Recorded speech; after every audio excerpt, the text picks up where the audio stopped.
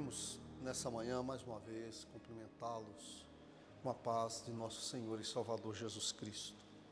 Uma alegria para nós estarmos juntos, mais uma vez, para darmos continuidade ao estudo da Palavra de Deus, essa manhã de 25 de setembro de 2022. Graças a Deus, o Senhor, por sua infinita misericórdia, nos permite hoje fazer o encerramento de mais uma lição, fechando hoje o trimestre, onde temos aprendido coisas tremendas e maravilhosas dentro dessa lição, que muito tem contribuído para o nosso enriquecimento espiritual, não é mesmo? E para a edificação da nossa fé. Hoje, nós vamos estudar a lição de número 13, que traz por tema Resistindo às Sutilezas de Satanás. Essa lição está embasada na Palavra de Deus, da Epístola geral escrita por Tiago, uma Epístola universal, no capítulo 4, do verso 4 ao verso 10. Vamos ler a palavra de Deus. Adúlteros e adúlteras, não sabeis vós que a amizade do mundo é inimizade contra Deus? Portanto, qualquer que quiser ser amigo do mundo, constitui-se inimigo de Deus. Ou cuidai vós, que em vão diz a Escritura, o Espírito que em nós habita tem ciúmes.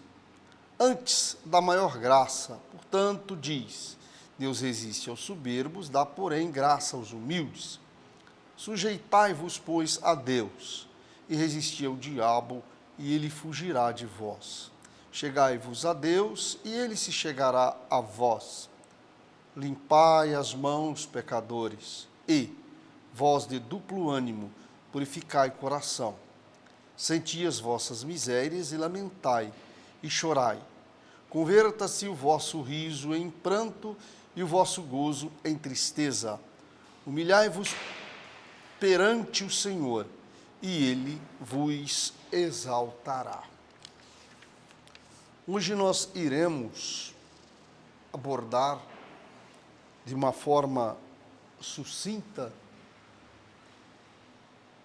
o plano e execução da salvação proposta pelo nosso Deus a todos os homens.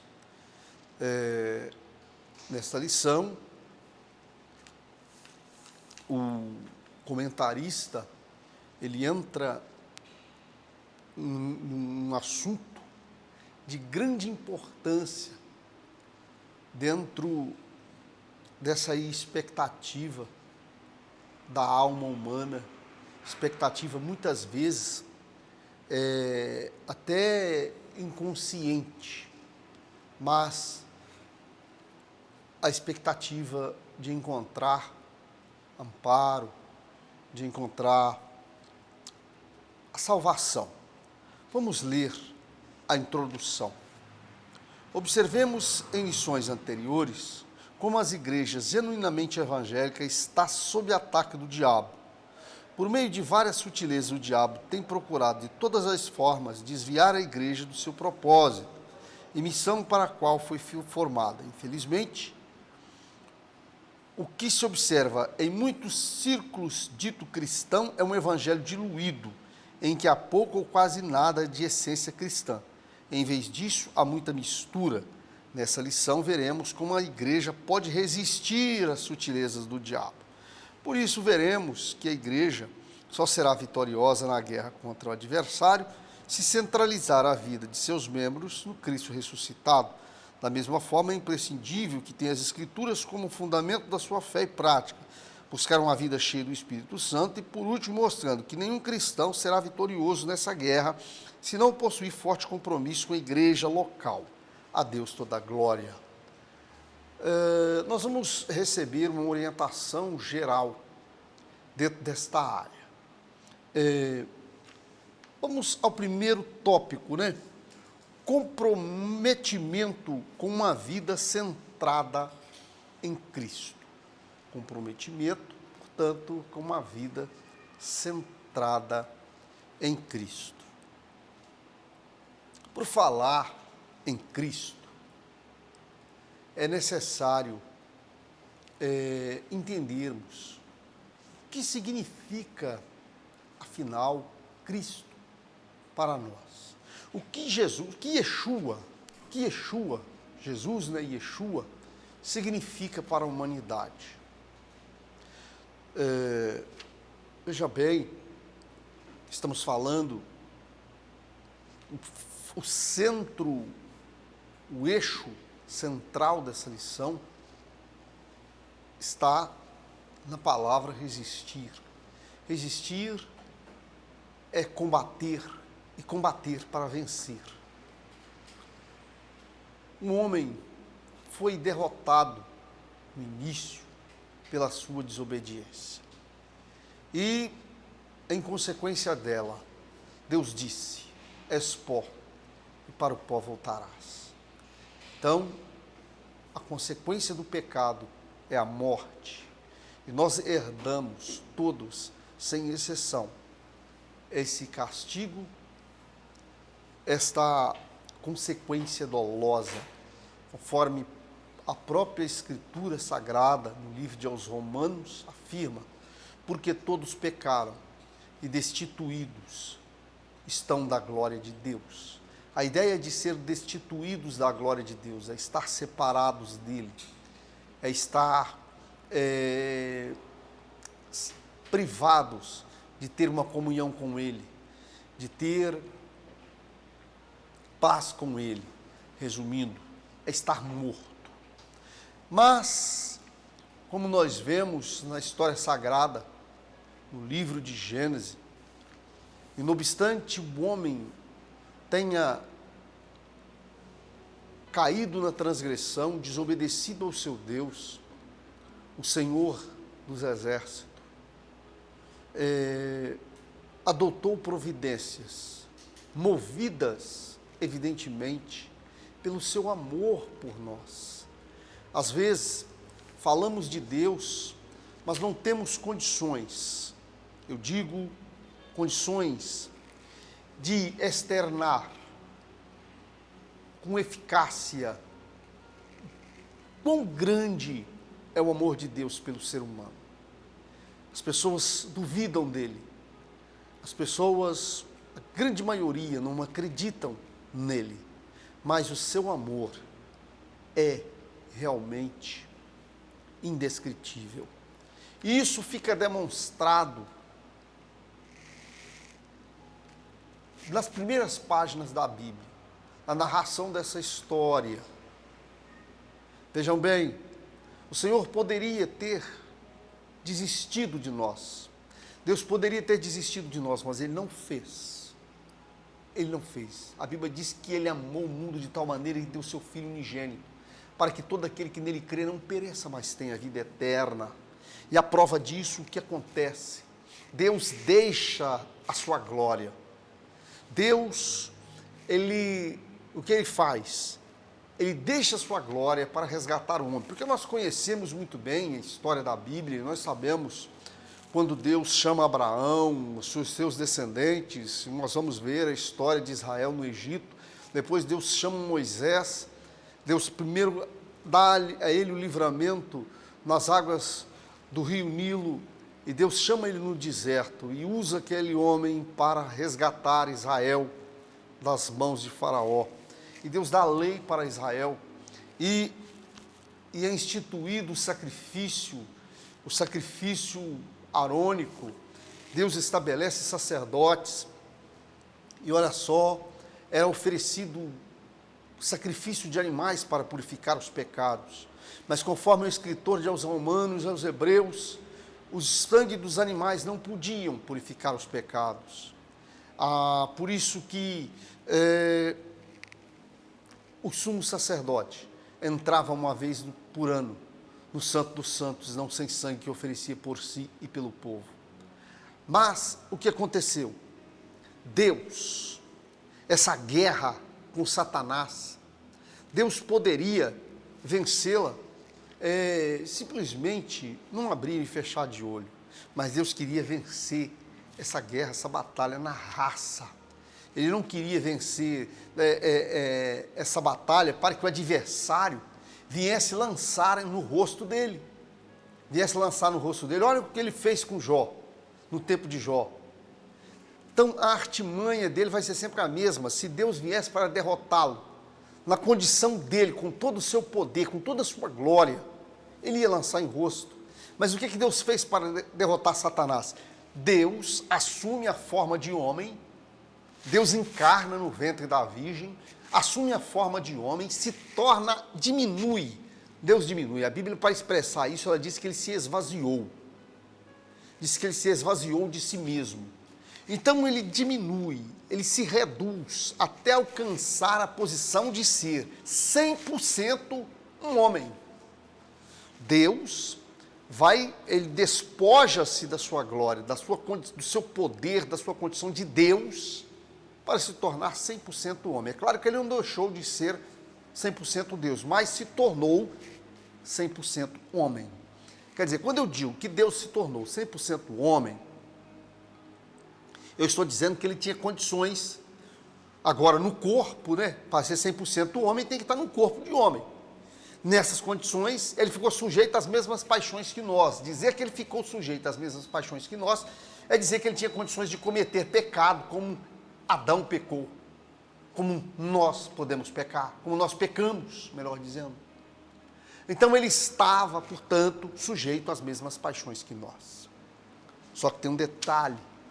Mas vivendo nessas condições como homem, ele não cometeu pecado.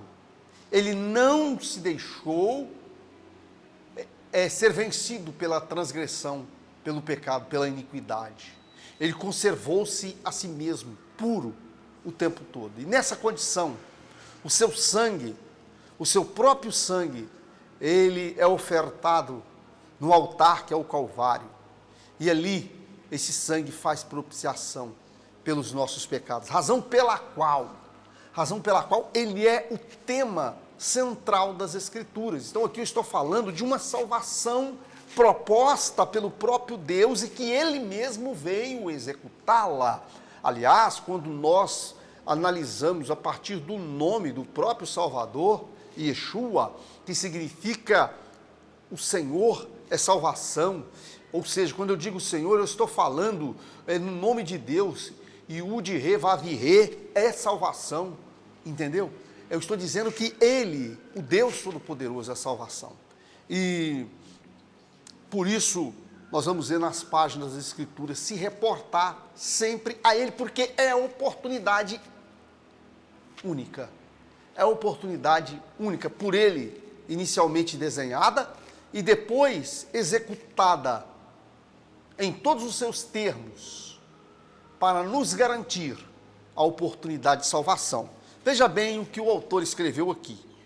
Escrevendo à igreja de Corinto, o apóstolo Paulo diz: porque nada me propus saber entre vós, senão Jesus Cristo.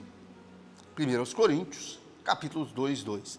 Cristo era o centro da mensagem de Paulo. Da mesma forma, Pedro diz: em nenhum outro há salvação. Cristo também era o centro da mensagem do apóstolo Pedro. Cristo era o centro da mensagem apostólica de todos os cristãos. E descendo Filipe, a cidade de Samaria, lhes pregava Cristo. Atos 8, 5. As Escrituras são bem claras: não há outro Salvador fora de Jesus Cristo. Não há exceções. Quando um cristão ou uma igreja esfria ou afasta da fé, Cristo é logo tirado do centro. Outras formas de culto, filosofias e ideologias passam a ganhar espaço. Gente, preste atenção. Pode ser apresentado outras formas de se alcançar salvação. Pode se prometer salvação, mas não existe salvação fora de Cristo, porque Ele é a porta que Deus deixou para o homem a porta de escape, como ele mesmo deixou registrado. Eu sou a porta, quem entrar por mim, entrará e sairá, e achará ou encontrará as pastagens. Cristo é, portanto, vamos dizer assim, a efetivação da salvação de Deus, do plano salvífico do eterno Deus. Agora, vamos imaginar o seguinte: se Cristo é a salvação, se Cristo é Deus vindo ao nosso encontro para nos resgatar, porque, como eu disse no início dessa palestra, quando Ele protege a árvore da vida, Ele está protegendo as nossas vidas, Ele está protegendo as nossas almas, porque se o homem tivesse tocado na árvore da vida, esse restaria irrecuperável, se tornaria igual a Satanás, não teria mais jeito para ele. Mas Deus não permitiu isso aí, exatamente para agora, nos últimos dias, Ele vir para redimir toda a humanidade, como está escrito: todo aquele que nele crê não pereça, mas tenha a vida eterna. Agora, essa ideia de crer, estamos falando do seu senhorio, e quando nós falamos de Cristo como Senhor, nós estamos colocando as nossas vidas diante dele também em critérios de submissão. Porque não há como falar de Cristo como Senhor se eu a ele não me submeter. E olha, por trás da expressão fé, quantas pessoas estão enganadas, cometem enganos, estão dizendo que têm fé, creem, têm fé, mas estão agindo exatamente o contrário dessa confissão. Porque quando nós falamos de fé, nós estamos falando de alguém que se coloca nas condições de servo de Deus. E ser servo, não há como ser servo sem falar em submissão, sem falar em fidelidade, lealdade, entre outras coisas da mesma natureza. Por isso diz as Escrituras que sem a fidelidade, sem essa lealdade a Deus, sem essa obediência à sua palavra, é impossível agradá-lo. E para externar essas palavras, diz sem fé. Aí que está, como eu disse, um grande erro em muitas pessoas achar que tem fé, mas não obedecem à palavra de Deus. Dizem que tem fé, mas não são fiéis a Ele, entendeu? Dizer que tem fé, mas não é fiel a Deus, não se submete ao seu senhorio, isso é um engodo, é uma mentira. Vejamos o que o comentarista escreveu. Se por um lado a igreja não deve esquecer-se de proclamar Cristo como o único Salvador, por outro jamais deve esquecer que Ele é o único Senhor. O que é isso? O que ele está querendo dizer com Cristo como o único Senhor? Não há ninguém diante de quem devemos nos dobrar, a não ser Ele. Entendeu? Aliás, olha o que está escrito no livro das Revelações. É-me dado todo o poder nos céus e na terra. Diante dele, todos os joelhos se dobrarão, dos que estão embaixo e estão em cima. Quem recebe a Cristo como Salvador, deve andar na fé, tendo Ele como Senhor. Ter Ele como Senhor,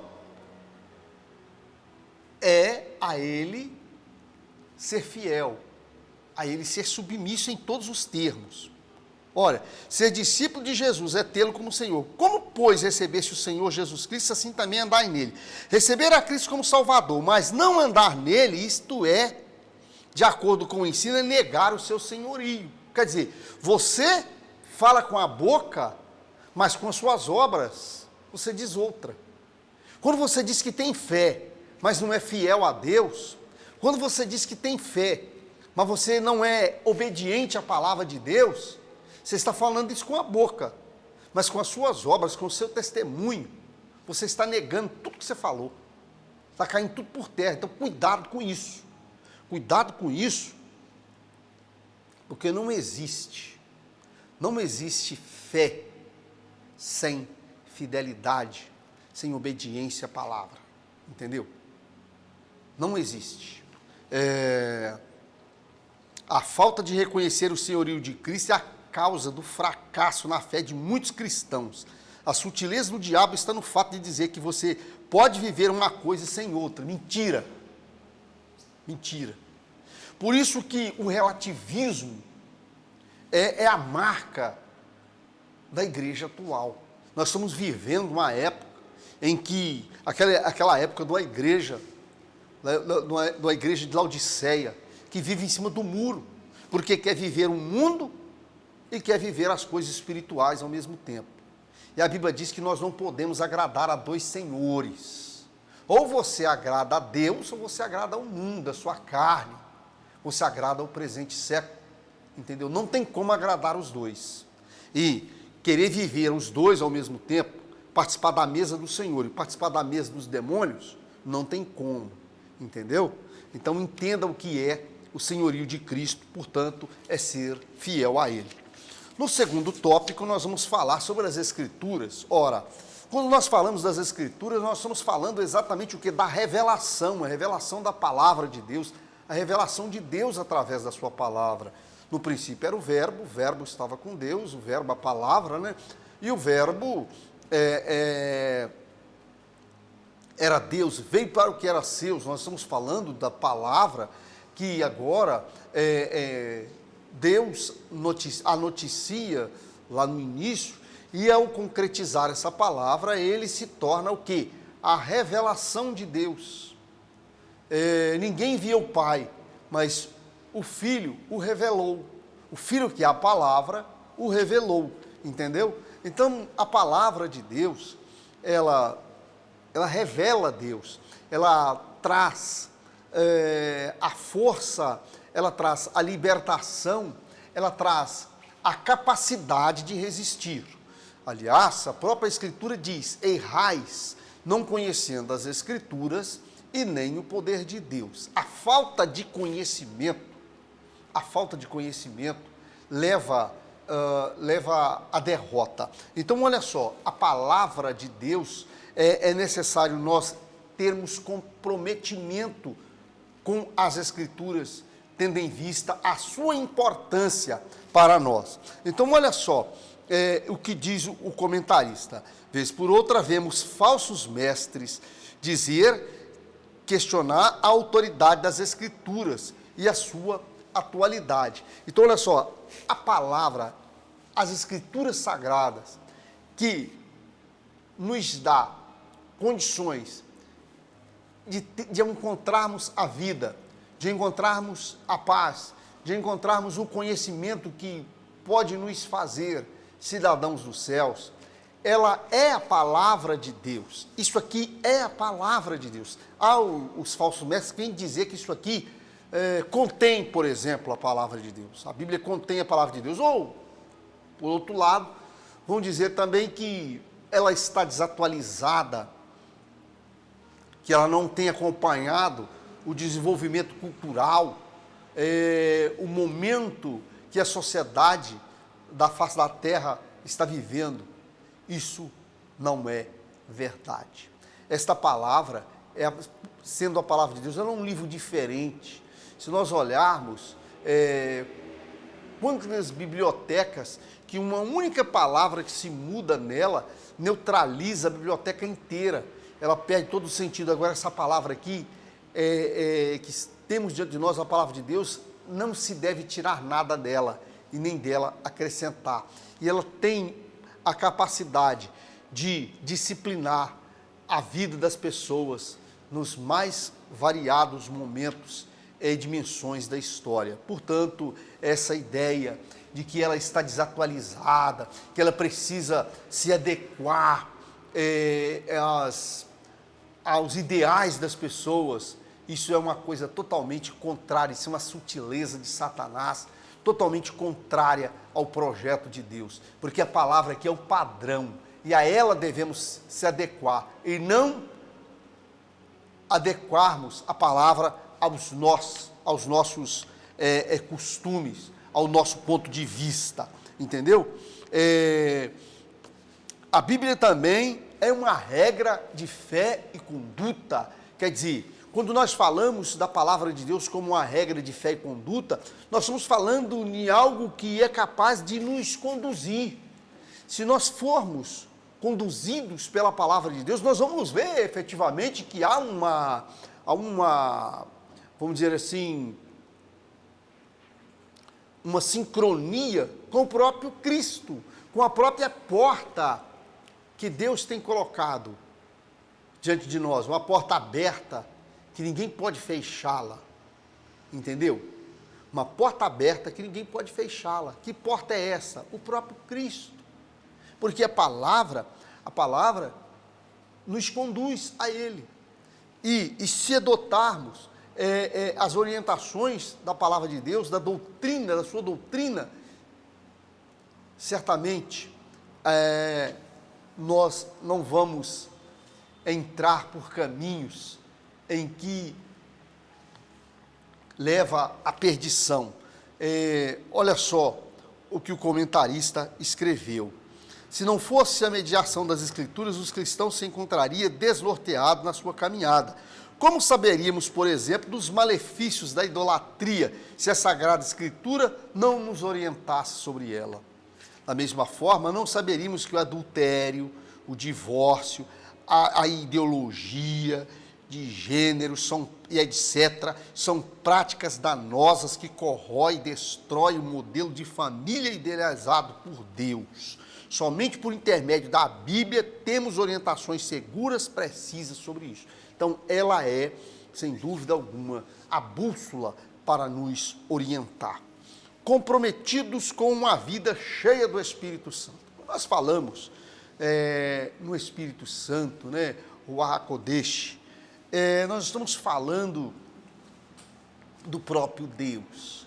Como aqui reportando-me a Nelson, não existe Espírito do Pai, Espírito do Filho e Espírito do Espírito Santo, como três Deus. O Espírito do Pai é o Espírito do Filho, o Espírito do Filho é o Espírito do Espírito Santo. Ou seja, só há um Deus. Ouça, ó Israel, o seu Deus é um único Senhor. E este Espírito, Deus nos deu para que, através dele, nós tenhamos condições de vencer o pecado, de resistir Satanás em todas as dimensões, vamos dizer assim. No período veterotestamentário, Deus se manifestava em Israel, através do seu Espírito, era como uma influência, ele vinha, trazia uma inspiração e depois, evidentemente, o Senhor se afastava. Nós vemos isso claramente na história de Sansão. Quando o Espírito de Deus estava sobre Sansão, Sansão era forte. Quando o Espírito do Senhor se afastava de Sansão, Sansão era um homem igual a um outro qualquer. Logo, o poder e a força de Sansão estava na presença de Deus. Era caracterizada pela presença do Espírito Santo. E o Espírito de Deus, agora, ele veio sobre nós de uma forma diferente daquela do Velho Testamento. Ou seja, ele veio como uma forma para ser permanente. E essa presença de Deus permanente tem o condão de nos guiar, de trabalhar o nosso caráter, a nossa vida, para que venhamos atender, para que venhamos nos adequar aos projetos do Senhor. o Espírito Santo que conduz o homem a Cristo. O Espírito Santo nos trouxe a Cristo, todavia, precisa ser dito que o viver em Cristo e na prática dos princípios bíblicos é impossível sem a ajuda do Espírito Santo, sem dúvida. Cada pessoa daquela que era convertida, naquela primeira pregação de Pedro, na segunda pregação, quando aí chegaram a quase 8.000 pessoas nas duas pregações, aquelas pessoas que se converteram durante a ministração da palavra, essas pessoas foram convertidas porque o Espírito de Deus trabalhava na vida delas. Então, olha só, sem Ele, eu costumo dizer o seguinte, vamos pensar o que a própria Escritura fala. Jesus disse que a blasfêmia contra Ele, blasfemar contra o Pai, será perdoado. Mas uma blasfêmia contra o Espírito Santo não tem perdão nessa vida e nem no outro. Nós sabemos que as 69 semanas do Messias se cumpriu quando ele foi tirado.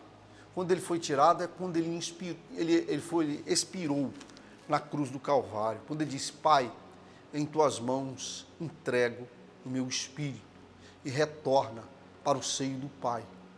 Mas o que aconteceu? Ficando ali, ainda permaneceu com os seus discípulos por 40 dias e depois eles contemplaram ele ascender aos céus e ocultar em uma nuvem. Mas depois de 10 dias, estando eles na festa do Shavuot, ou festa das primícias, dia de Pentecostes, que é 50 dias após a Páscoa, orando ali no templo, eles estavam orando no cenáculo, e o que aconteceu? O Espírito do Senhor veio sobre eles. E o Espírito do Senhor, a partir do momento que veio sobre eles, não veio para visitá-los, mas veio para ficar com eles permanentemente. Entendeu? Ali ele mostra que é possível ter a consciência do pecado, lutar contra ele e a si mesmo continuar subjugado. O apóstolo Paulo fala isso aonde? Na carta aos Romanos.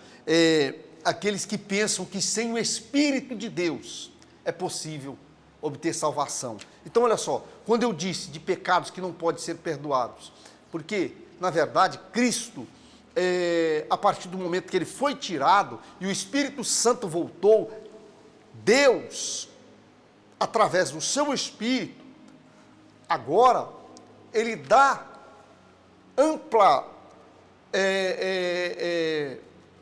liquidez para a salvação na vida dos pecadores, ou seja, a salvação prometida por ele se consuma agora através do seu Espírito. Agora eu pergunto para vocês, meu irmão, minha irmã, que está nos acompanhando, como temos condições de sermos salvos, de abraçarmos a oportunidade dada pelo Eterno sem a presença do Espírito Santo? É impossível. Ninguém pode dizer que o Senhor é o Senhor sem o Espírito Santo. Ninguém pode confessar, se submeter a Deus sem o Espírito Santo. É impossível, é simplesmente impossível. Entendeu? É simplesmente impossível. Há uma obra do Espírito Santo no interior do cristão que santifica para Deus. Podemos dizer que é uma obra consagradora do Espírito, fomos purificados do pecado pelo sangue de Cristo. E temos o Espírito Santo presente em nós, que nos permite viver uma vida santa em um mundo de impureza. Não tem como, isso aqui é uma utopia.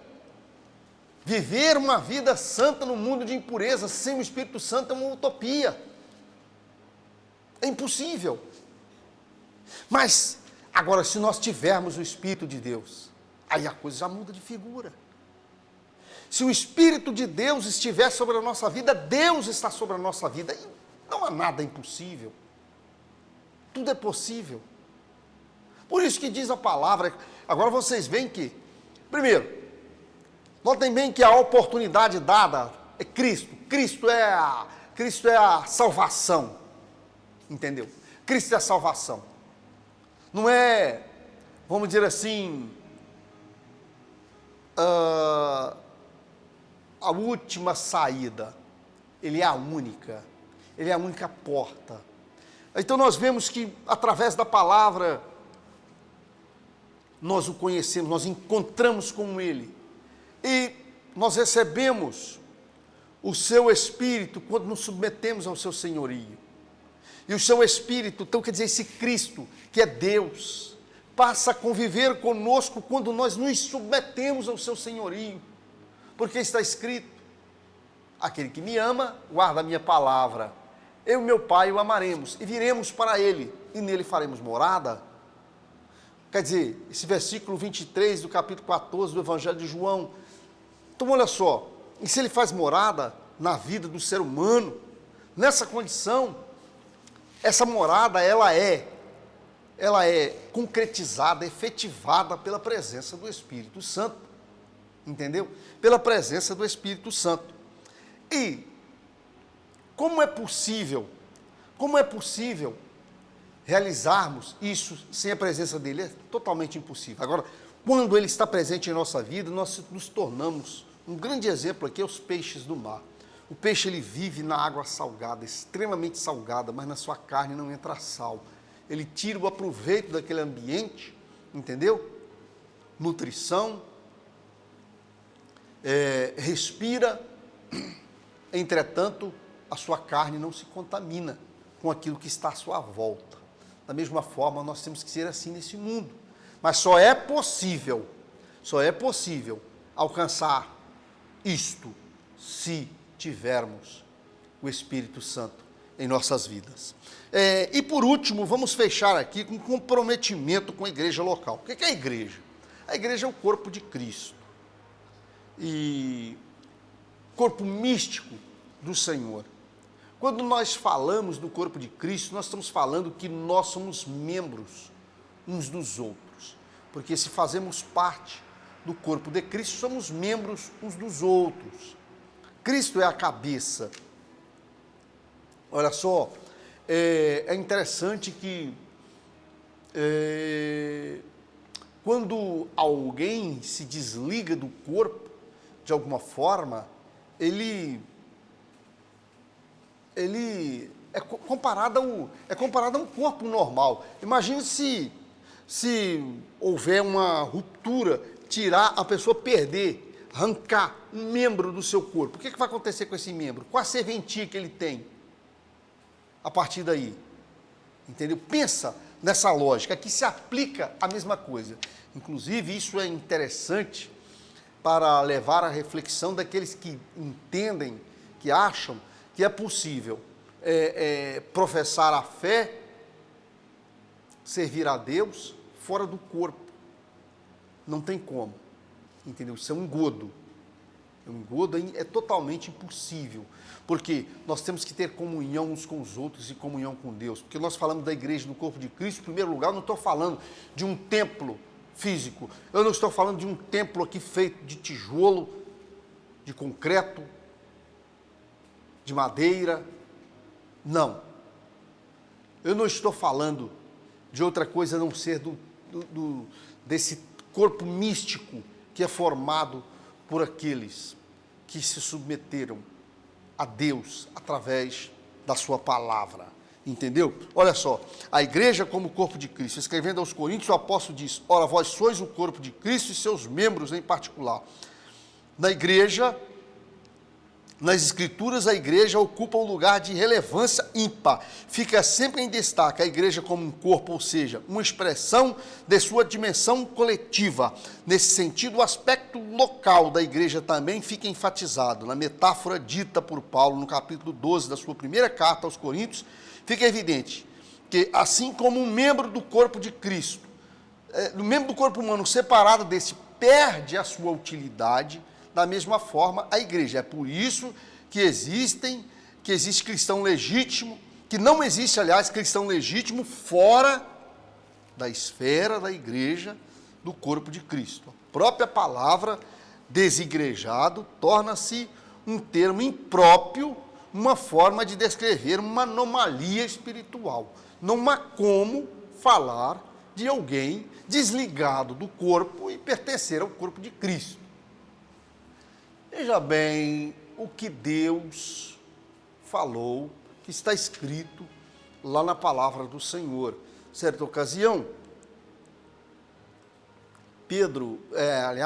o Senhor Jesus, questionando, comentando com seus discípulos, né, o que os judeus pensavam dele, e ele diz o seguinte,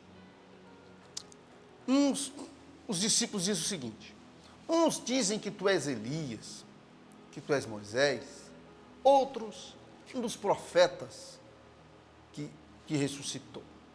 Aí o Senhor, olhando para ele, peraí, mas eu não quero saber o que eles pensam, eu quero saber o que vocês acham de mim. Pedro se adianta e diz, tu és o Cristo, o Filho do Deus vivo. Então o Senhor vai virar para Pedro e diz, bem-aventurado és tu, Pedro, pois não te revelaste a carne e o sangue, mas meu Pai que está no céu.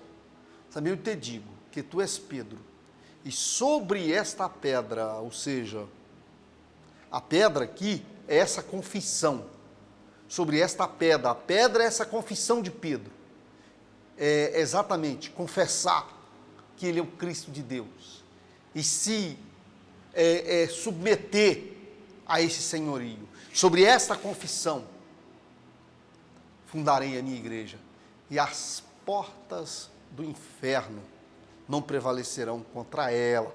Nós estamos falando aqui, quais são os recursos que Deus nos deu para resistir ao diabo. E depois diz o seguinte, te darei a chave do reino dos céus, tudo que ligardes na terra, será ligado no céu, e tudo que desligardes na terra, será desligado no céu. Ora, quando alguém é desligado do corpo, como membro do corpo de Cristo, a Bíblia diz que ele está desligado lá em cima também. Então nós temos que estar unidos, em comunhão uns com os outros, orando uns pelos outros, dando as mãos, e Deus nos ajudando de uma forma geral. O lugar e a importância de cada membro da igreja. A palavra igreja jamais deve significar templo, entendeu? O templo pode ser uma estrutura arquitetônica onde a igreja se reúne. Igreja, portanto, não é um prédio feito, um aglomerado de concreto e tijolo. Ela é o corpo de Cristo, ou seja, é os seus servos, é